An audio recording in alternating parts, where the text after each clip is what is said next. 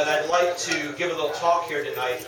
I gave him a title to put onto the Facebook event page. It said, Magic, Imagination, and Political Artistic Liberation. Sounds pretty heavy duty and everything, but as I was getting it together, I realized that kind of what was coming together was actually what you could almost call it sort of a crash course in defense against the dark arts.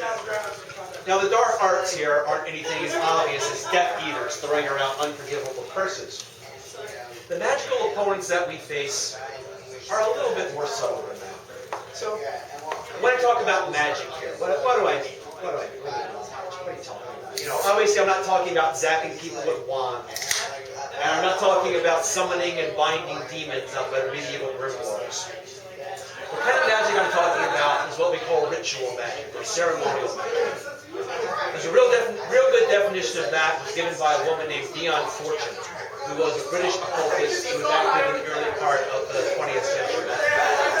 Now, according to her, magic is the art of causing changes in consciousness at will.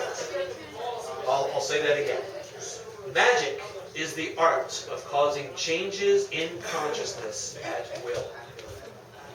Now, if we accept that definition, if magic is when we are deliberately changing our consciousness, that suggests that there are other ways that our consciousness could change, right? Like it could change in a way that's not deliberate, that's accidental or involuntary. For example, I'll tell you something about myself. I'm a little bit claustrophobic. It's not a big thing. It doesn't affect my life in any big way. But if I have to go into a tight space, I get nervous. My mind gets kind of agitated. I think about getting stuck. My consciousness changes in a way that I don't really want. That is not magic. That's pretty much the opposite of magic. We can call it anti-magic. Now, fortunately, as a magician, I can do something about this. I can change my brain to a better state.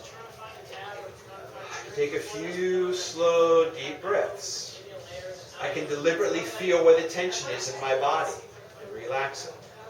I can visualize all the space around me and tell myself, I'm not going to get stuck here. I've done this dozens of times before. I'm not going to get stuck. There's no problem here. I can change my consciousness in the way that I want it to change. That's magic. No wand required. Now, you think, well, hell, I can do that. Well, yes, you can. We can all do that. We are all magicians. We all have the keys to our own brain. It's just that many of us don't know it. Or when push comes to shove, we forget about it. And so we don't respond to these situations. We let this anti-magic happen to us. So we've got magic, where we deliberately change our consciousness. And we've got what I'm calling anti-magic, the sort of everyday mindlessness of quiet desperation. I think all of us have experienced that at some point. Yeah, it's familiar. Yeah, okay. I think even the wisest people. I think even sages and saints have their off days, right? So I think we've all had that experience. But the third alternative, this is the black magic, is for your consciousness to change in accordance with someone else's will. And we see examples of this every day. We've got a whole industry devoted to changing your consciousness in this country. And this is so pervasive that it's possible for someone living in an American city to encounter this up to 5,000 times in one day. And this is not a number I'm making up out of the air. This isn't an exaggeration. This is from an actual New York Times story from 2007. It said you could hit this phenomenon 5,000 times in one day. It's got to be worse by now. That's 6 years ago. And most of the time, the way that they're trying to change your consciousness is not in your best interest. So what are these sorcerers putting in your brain? Have a Coke and a smile. Make it a Bud Light. Put a tiger in your tank. And of course, it's not just marketers and advertisers. The whole power hierarchy is based around controlling consciousness in this world. We had to go to war. Saddam Hussein had weapons of mass destruction. Corporations are people, my friend. You don't have to protect yourself. The police are there to do that. We're spying on you in order to protect you. Billionaires are job creators. We should have a whole economic system for their benefit. It'll trickle down. authority, religious authority, political authority, artistic authority, whatever kind of authority that you have to deal with out there, basically relies on us fooling ourselves into believing. Authority doesn't have the resources to keep us all under control by force. It can't even do it by the threat of force. It can't even fool us all with some kind of grand conspiracy theory. Like, I know some folks believe it. But they don't need to do that. They don't have to fool us. We're really good at fooling ourselves. All authority has to do is give us a little hint on how to do it. With just a little bit of encouragement. Doesn't take much, just a little bit of encouragement. We will believe in national boundaries, that people on this side of this line are different than people on this side of the line. We'll believe that things like law and money and property are just as real as rain and dirt and gravity and poems. That they're just facts. You can't argue with them. They're never going to change. With just a little bit of help from their black magic, we'll believe that this is just the way things are. Why? Why will we do this? Why are we such suckers? I say we. This is not you sheeple out there. This is we. This is all of us. Why do we do this? It's in our brains. It's part of the primate dominance hierarchy. Follow the alpha of the pack. It's a lot easier than thinking for yourself, isn't it? Because when you follow, you're not responsible. You can't be blamed when things go wrong. It was the law. I was only following orders. Right? You're not responsible. There's some psychological research that shows just how easily we will fall in line with authority. Back in the early 60s at Yale, there's a guy named Stanley Milgram. He did a very famous experiment. Now, he pretended to be doing a study on memory and negative reinforcement.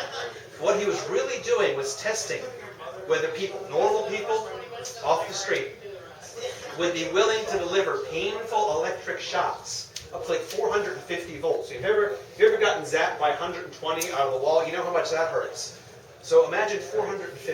That would hurt, right? He was seeing if people would deliver these electrical shocks to innocent people just on the basis of the air of authority of the scientists. Now, the shocks were fake. That's the good news in this. The shocks were fake. The guy who was supposedly getting shocked was an actor who was in on it. Ah! It was all that. But, of course, the experimental subjects didn't know that. And as the voltage ramped up throughout the experiment, the people would complain about how it's wrong. You shouldn't make me shock this guy. They get nervous and agitated. But about 2/3 of them would keep pressing that button, even as the other guy was screaming in pain, all the way up to the end of the experiment, 450 volts.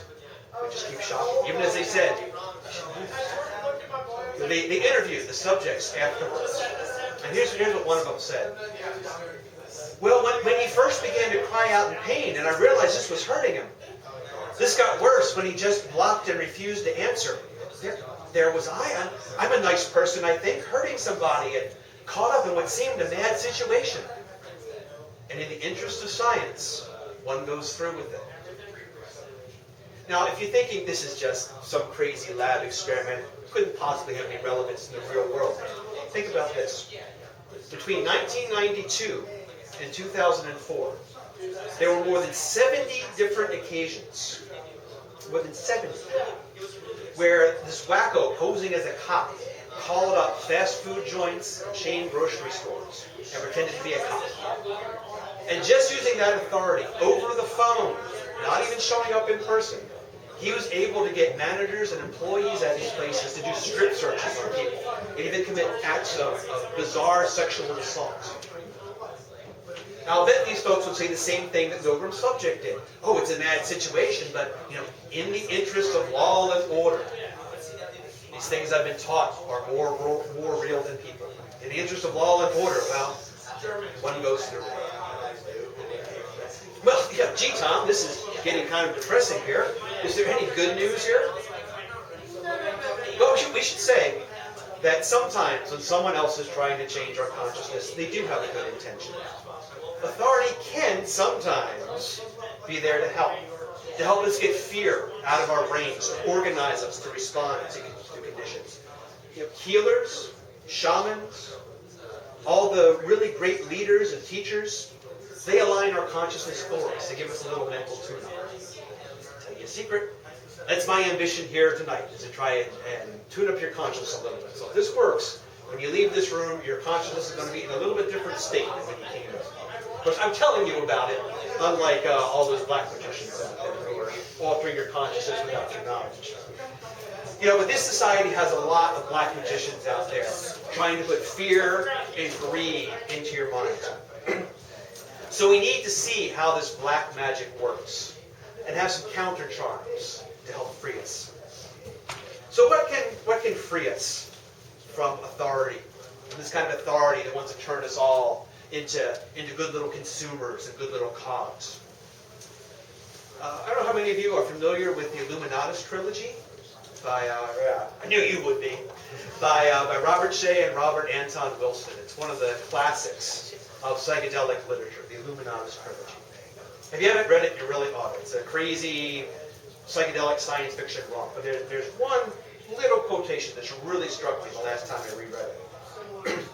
They say, freedom won't come through love, and it won't come through force. It will come through the imagination.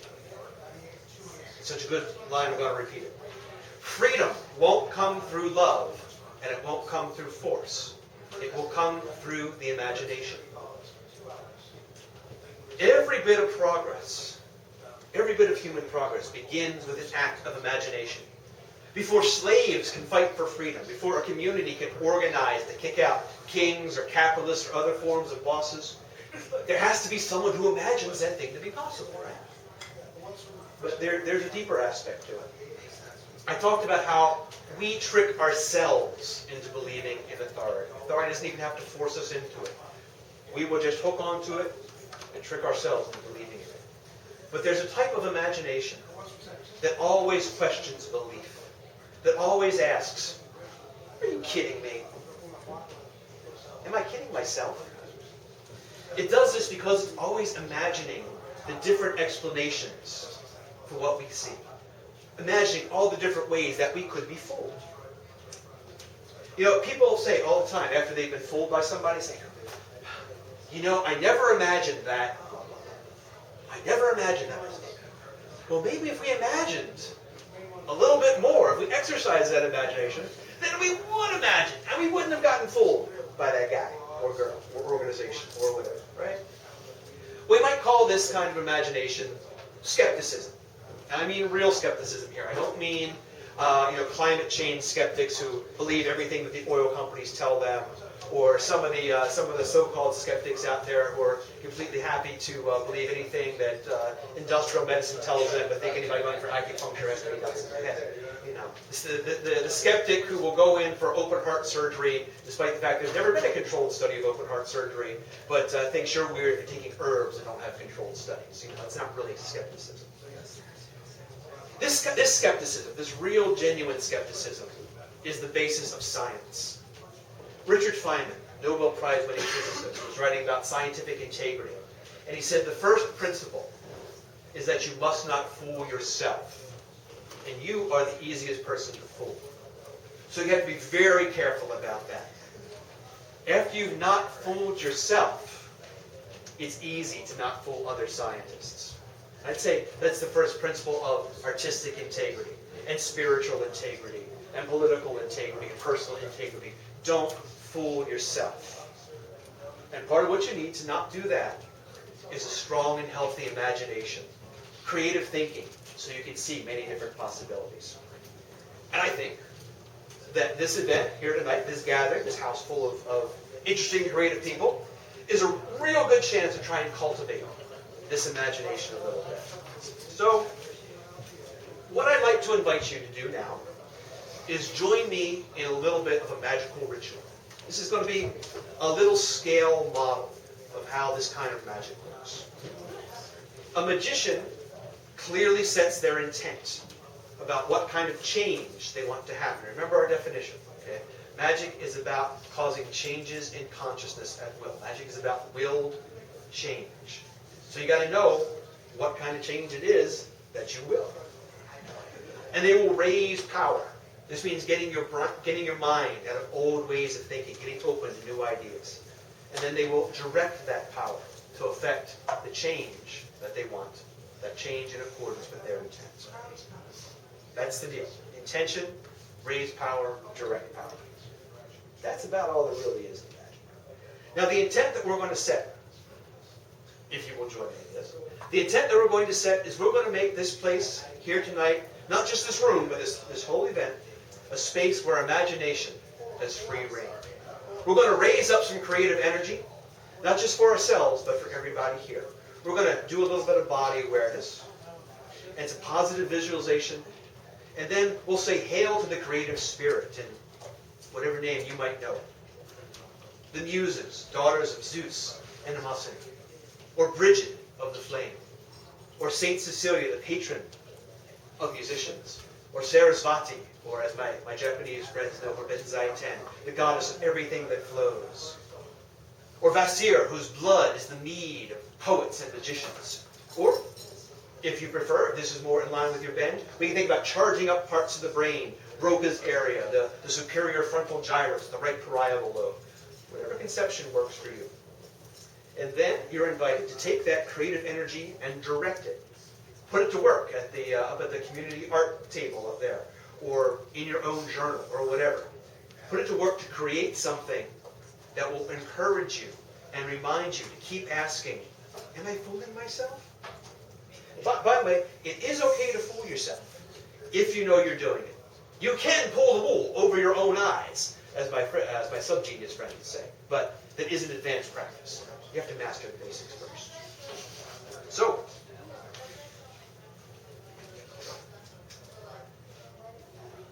do you want to do this ritual? Let's do it. All right. And I ask you again, my friends, is it your will? Is it your intent that we do this magical working to raise the energy of creativity? Yes. And I ask you a third time, because we have to be sure about this stuff. Fellow magicians, is it your will that here and now we raise the energy of creation to strengthen us all, hone our perceptions, that we may have the imagination to see clearly? Yes. I invite you to stand up. Get a little space. And just stand comfortably for a minute, shake any tension out of your body.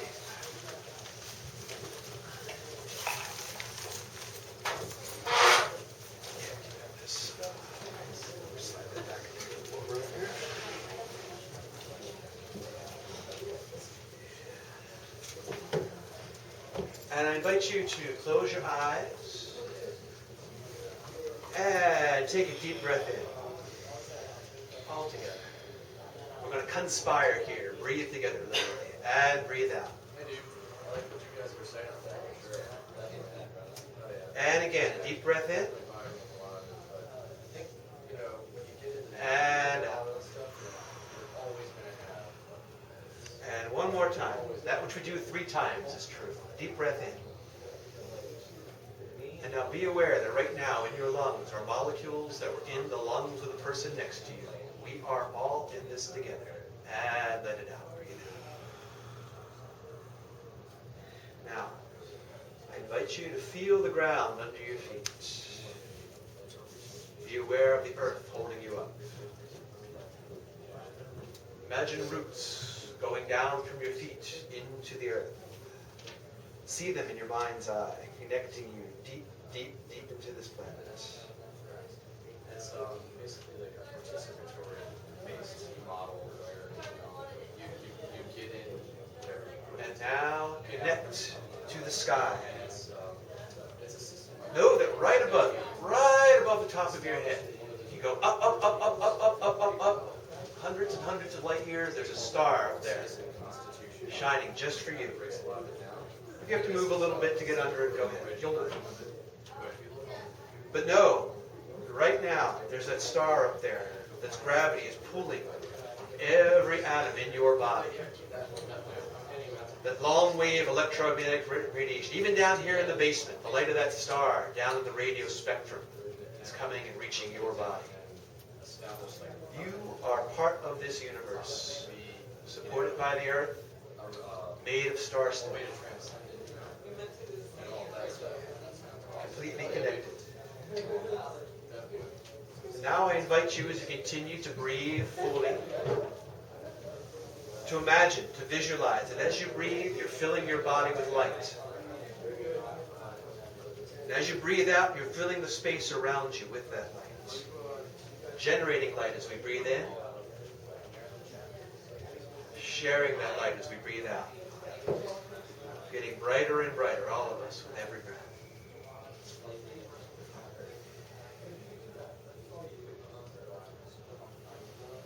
Filling the space around us. So what I'm going to ask you now, and the things I'm about to ask you, I invite you and I suggest to you to keep in mind the rule, first thought, best thought.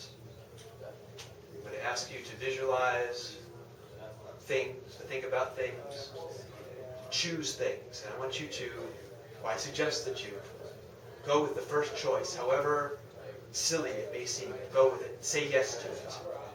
Yes is a very magical word. Now I invite you to think about something that you have done, some act of creation that you will perform, something you have made, something you've written or drawn or played or built, something that brought you joy to make. It could be something very simple, very silly. First thought. Remember now how it felt in your body when you made this thing, this act of creation. Where do you feel it? In your hand, in your head, your heart, your gut? No wrong answer. If it's your left big toe, it's your left big toe. Feel that in your body. Feel the feeling of creation. Feel the sensation in your body. Focus on that part of your body now in your mind's eye and see it getting brighter and brighter. And as that area feels bright, keeping that area bright, I ask you to think of a time when you discovered something, when you discovered a hidden truth. Maybe you realized something that you had been hiding from yourself, or someone was trying to conceal something from you. Someone tried to fool you, but they couldn't. It could be realizing that a politician was lying. I know that's a shocking idea. Or that your boss was bullshitting you, or that your parents were lying to you about Santa Claus, whatever. First thought. How did that feel in your body? That discovery, how did that feel in your body, that realization? Where is that in your body?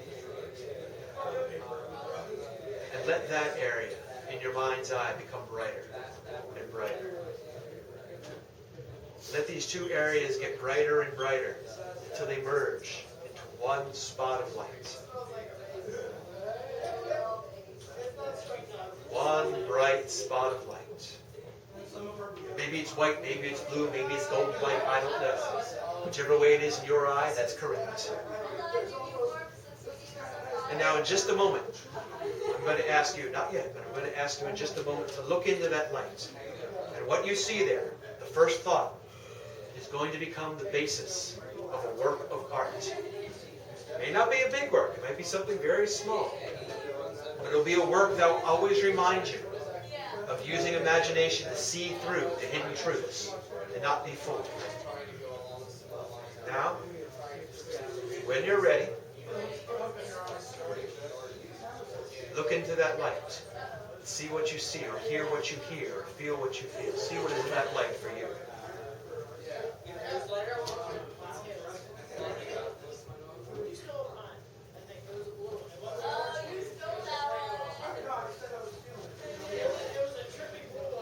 And when you have received that message, when you have perceived what is there for you to see, or hear, or feel,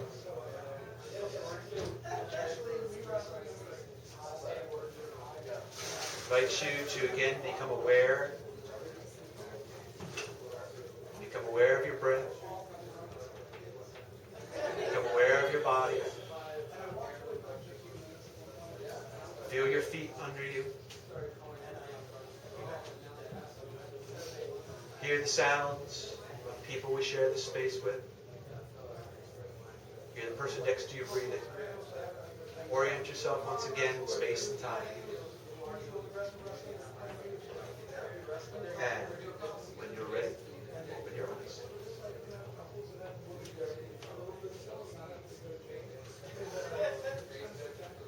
Congratulations, you're a magician. So I invite you to take whatever you just got and work with it. In your own journal, but I told Blue I'd try and connect it with the rest of the event here. So there's a community art table, there's a big mural up there on the wall there. That would be an excellent way to go and take that. Or if you'd like to hang out and turn this into an informal talk from here, we can do that wherever you wish. And I thank you very much for making magic with me. And my name, for those of you who don't know me, my name is Tom Swiss. And thank you very much. Thank you.